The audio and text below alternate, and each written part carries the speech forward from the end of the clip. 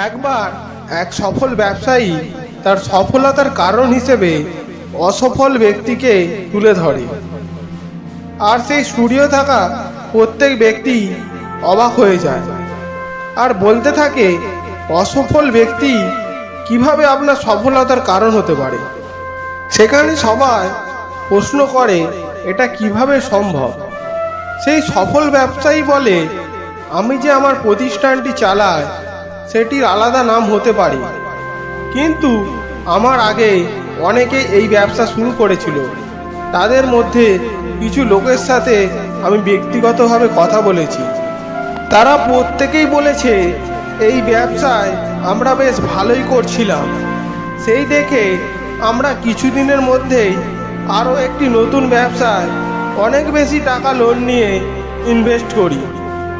আর এই ব্যবসা যখন সামান্য মন্দা আসে তখন আমরা লোন পরিশোধ আর আমার কর্মচারীদের বেতন দিতে ব্যর্থ হই, আর দুইটি ব্যবসায় বন্ধ হয়ে যায়।